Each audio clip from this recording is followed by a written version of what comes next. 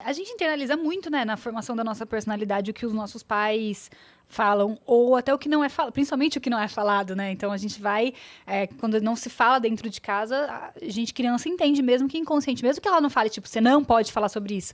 Criança entende inconscientemente que aquilo é um assunto proibido.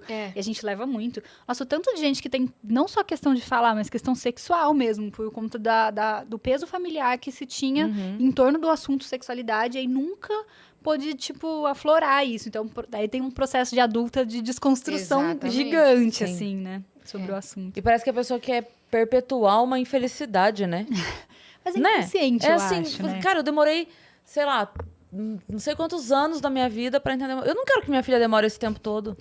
Você sabe que eu ouvi isso, essa frase muito doida, né? Eu escutei essa frase de uma ex-sogra minha, inclusive. Uma vez ela falou pra mim, daí no processo que eu comecei a entender feminismo, aí a gente passa por aquele período que, tipo, começa a chocar as pessoas, né? Quando você começa a entender as coisas, e aí, tipo, você sai daquela boneca para uma pessoa questionadora sobre as coisas.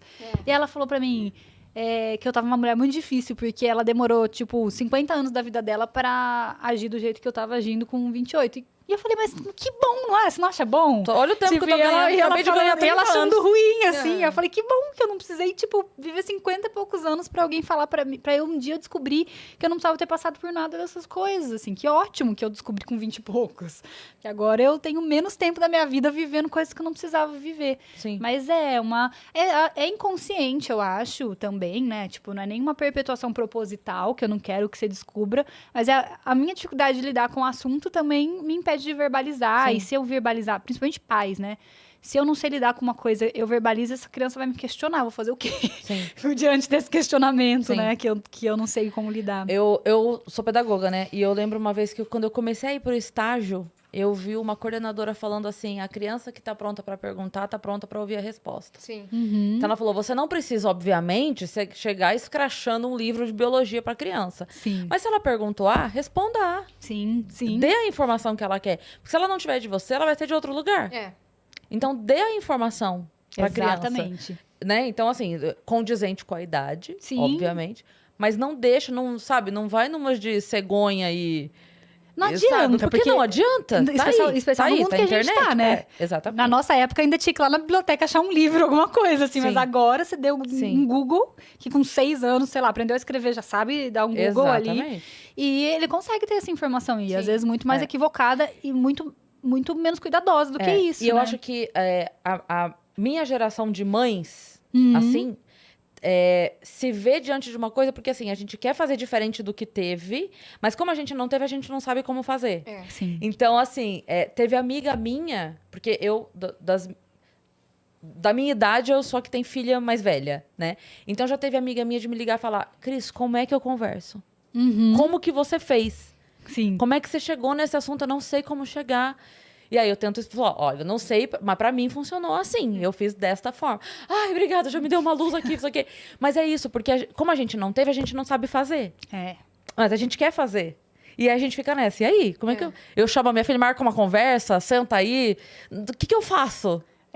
Falta ferramentar mesmo, né? Assim, a gente não tem muitas ferramentas mesmo. Falta essa atenção, esse treinamento. Por isso que eu acho que educação sexual é um assunto que precisa muito ser debatido a nível fora de casa, né? A nível de escola, de instituição. Por isso, né? Pra gente ferramentar pessoas para também terem essa conversa. Sim. E eu acho que o ideal é a gente incluir no dia a dia, né? Tipo, de uma maneira leve e dentro do entendimento daquela criança, mas, tipo, sempre falando com mais naturalidade sobre corpo, né? Sobre situações. E é o que você falou, tipo, quando a criança te traz uma pergunta, muito provavelmente ela sabe já alguma coisa sobre aquilo. Aí você manda aquele primeiro... Eu falo só, primeiro você manda o Miguel do... O que você sabe sobre isso?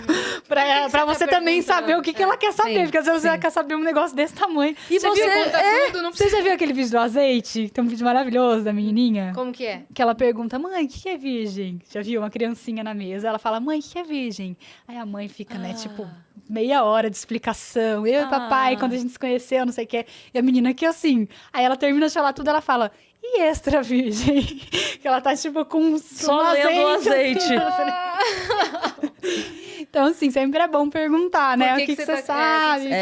Onde você ouviu? O que você já Onde ouviu você ouviu falar? essa sobre palavra? isso?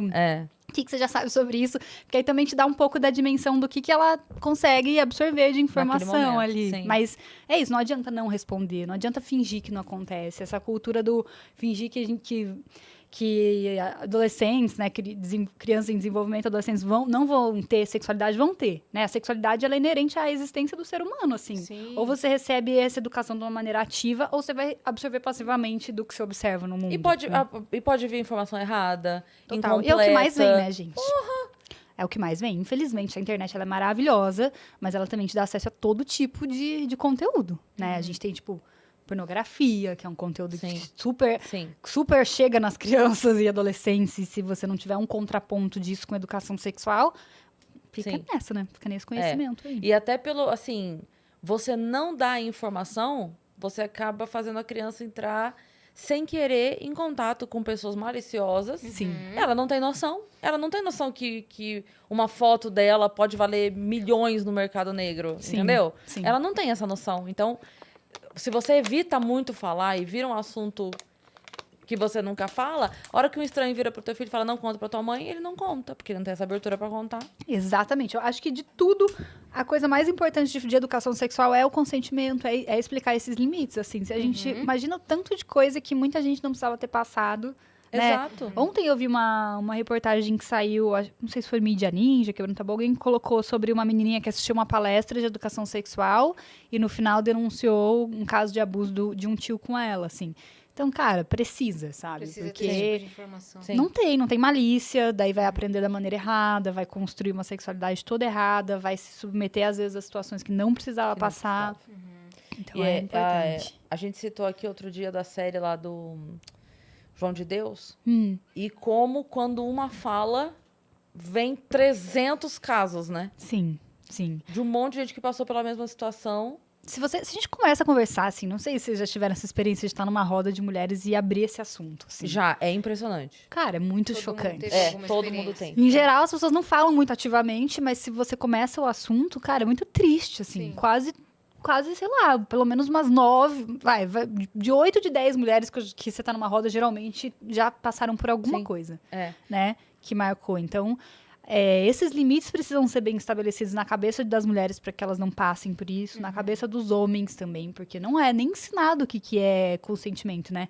Tipo, pros caras também é ensinado um rolê meio, mulher deve isso aí pra você, você fica insistindo até você conseguir esse rolê Você tem aí. que ser pegador, não sei o quê. Então, né? a gente tem todo um Você ainda processo. é virgem, tipo, o cara é mó novão, né? Sim. Então, tem essa pressão. Não, tem um lado péssimo pros caras também, da construção da sexualidade deles. Tem um lado péssimo de ensinar mesmo, como se a sexualidade feminina sempre fosse disponível pros caras usarem do jeito que eles quiserem. Então, tipo, eles vão com essa ideia, como adultos, né, que eles têm direito a isso. Então, precisa mudar essa história. Eu acredito muito que ela só mude se a gente começar a educar mesmo, sexualmente. Falar sobre isso, levantar esses debates e trazer desde cedo, sabe? Por exemplo, você não vai, quando a gente fala de educação sexual, você não vai falar de sexo pra uma criança de 6 anos, gente. As Óbvio. pessoas confundem isso, É, entendeu? ela nem Educação sabe- ela nem sabe o sexual que é com isso. introdução ao sexo. Claro que Sim. não, cara. Você vai falar sobre sexo com quem for viver sexo, que é adolescente, né? Essa faixa etária você já tem que falar, porque eu sinto informar vocês. Eles vão viver. Você querendo ou não querendo, os adolescentes vão viver, né? Exato. Mas Na verdade, você sabendo ou não sabendo, eles vão eles viver. te contando ou não, eles vão viver? Sim, todo mundo. Eu falo, gente, todo mundo já foi adolescente. Você sabe muito bem como é. Você não deixa de viver a experiência da sexualidade. Não importa o quanto de medo coloquem na sua cabeça. Não importa o que falem pra você. Essa curiosidade vai ser despertada dentro de você. Então, se for fazer, vamos fazer direito. É. Bem orientado, com as Exatamente. informações. E quando a gente tá falando de criança, a gente tá falando de informações importantes. Tipo isso. Consentimento, limite do meu corpo, limite do corpo do outro. Né? Tipo, ninguém pode tocar aqui sem minha mãe e meu pai saber, né? Não posso guardar esse segredo, não preciso guardar esse segredo. Até noções básicas, né? De desenvolvimento, eu tenho tantos aninhos, 9 aninhos, e tá surgindo um seio. O que é isso, sabe? Tipo, essas coisas básicas. Menstruação, né? Higiene menstrual.